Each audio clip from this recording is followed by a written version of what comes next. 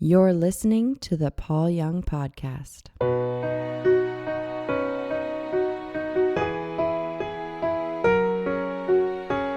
Welcome, everybody, to the Paul Young Podcast.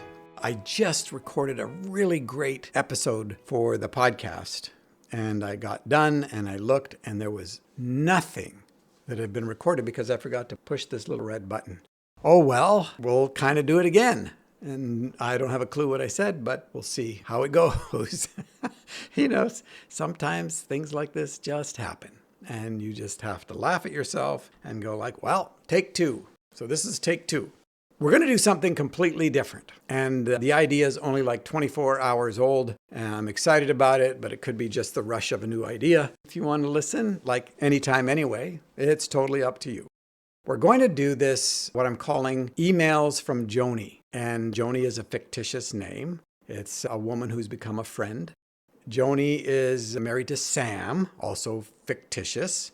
I want you to read kind of over my shoulder the arc of our relationship over the last year. It's actually from June the 18th, 2024 to June the 19th this year. And there's a lot of other little tiny communications in between, but these represent the basis for our communications. Part of it is I want you to see the dynamic and the interplay of the Holy Spirit within the conversations that we can have and how, in some ways, community can build. One of the ways can build in many, many ways. People have asked me, has writing The Shack changed your life? Yeah and no. I'm so grateful that I didn't write The Shack until I was 50 years old. I couldn't have anyway, but I had to go through a lot of the life experiences that I did in order to write The Shack. I'm very grateful that I didn't intend to be a writer, that I wrote The Shack as a Christmas present for our 6 kids. The beauty of that, in part, is that I had finally gotten to the place where most of the essential things were pretty much in place. That is, the big works on building the building had been accomplished. The foundation was built, the electrical and the plumbing and everything has been put in. And now I feel like the rest of my life here is about finish work. Not about the big digging the holes and digging for places to place the foundation, all the big messy stuff. It took me 50 years to get to the place where I finally felt healthy. We're not talking perfection by any means, but we are talking where you don't have to make super huge transformational decisions anymore. The big pieces of work is done. So the shack didn't give me identity or worth or value or significance or security or meaning or purpose. Those kinds of things were dealt with and finished by the time that I wrote it. Well, not finished, but I can still get triggered. But for the most part, they were in place. So when people ask me, did writing The Shack change your life? In many respects, it didn't. In fact, in the most important respects, it didn't, except for one. There was an inherent gift in writing The Shack, and that gift was an invitation, almost a constant one, to walk onto the holy ground of other people's stories. Every human being is a story, and it's holy ground. It's where the activity of God is. And if you have eyes to see, may the Holy Spirit open up all our eyes to see, every person is a burning bush. That's a reference to Moses walking through the wilderness, having a bad attitude, low self-image, all this stuff. And he sees a bush that is burning, which is not an unusual thing. In the wilderness and the desert, there was spontaneous combustion. Every once in a while, these sorts of bushes would just burst into flames. But this one was really curious because the fire wasn't going out. And in fact, only things that were dead in that bush were burning up. Everything else that was living was untouched. It was kind of like the Old Testament story of Shadrach, Meshach, and Abednego. You remember that? They're really Hananiah, Azariah, and what's the third name? Hananiah, Azariah, and can't think of it. The Shadrach, Meshach, and Abednego were all Babylonian names that were given to them that were linked to different gods, Babylonian gods, like Shadrach. Meshach was the god Shishak, the sea god. But each one of them, to try to get them to switch their identity from their history as Israelites and join the Babylonians. Daniel, their original names all had L at the end. Hananiah or which was a reference to the God of Israel. Hananiah, Mishael, and Azariah. I think that's who it was. The L is Elohim, and Daniel, I think Daniel was also Belteshazzar, which was the Babylonian name. Anyway, all that to say that things that are burned up in our life are because of the presence of a God who's a consuming fire. And this again is an indication that God, who is a consuming fire, is only intent by nature, only burns away that which is not of love's kind, that which is not real or true or of God.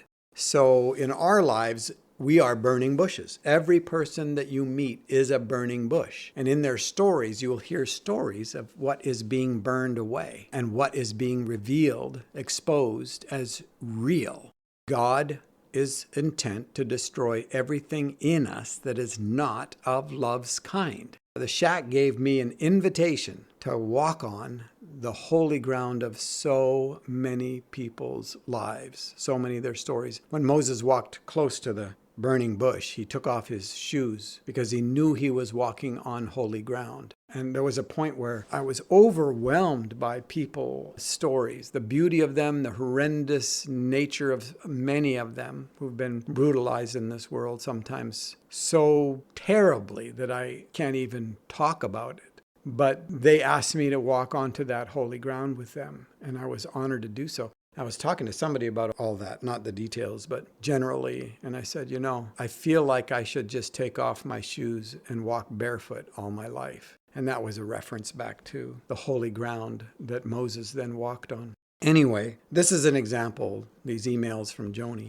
And I love them. I mean, there's so many things in them where you're going to think that, you're going to think in part that I'm really a smart, wise dude, And I'm just warning you that I have my moments, but a lot of what we get to participate in is the interplay between the inner working of the Holy Spirit in us and our participation.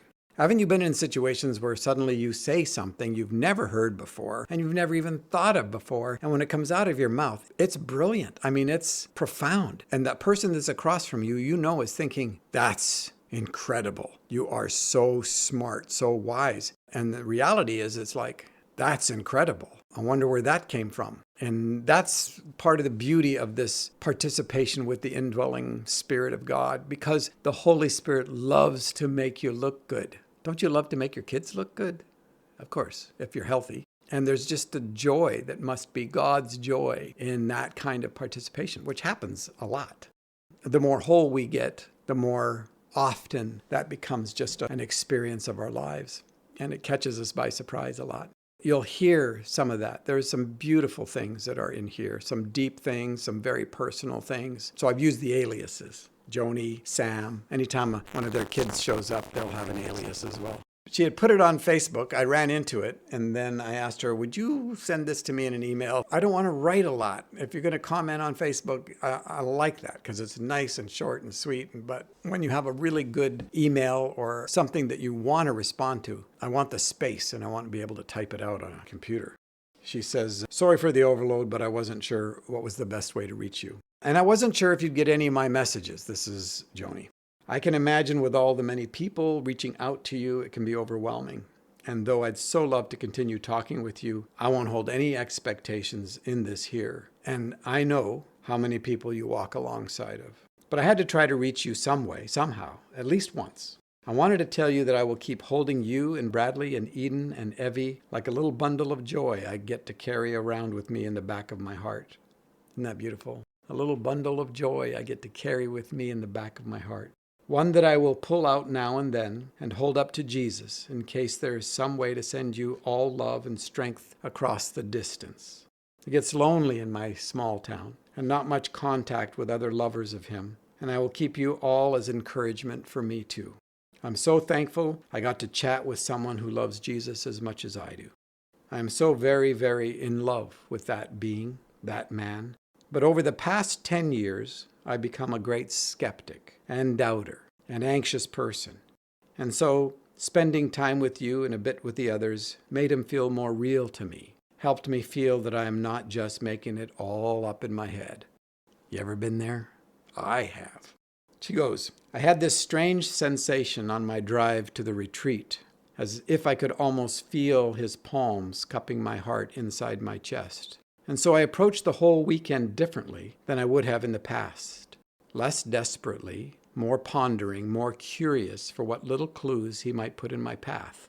There was this teasing whisper in the back of my brain that we've been in a relationship for so very long, and maybe it was just time to relax in that and see what I might offer rather than feel I needed to be given something by someone like you or Bradley.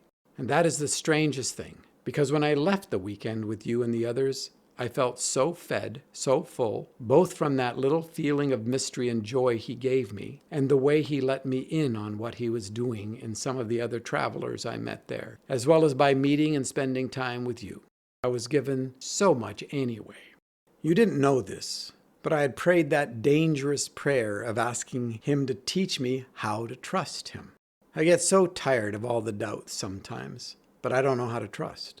So your words on the simplicity of just staying in the here and now and not future tripping, those were right on point for me and landed straight in my heart like a good soak from a sprinkler.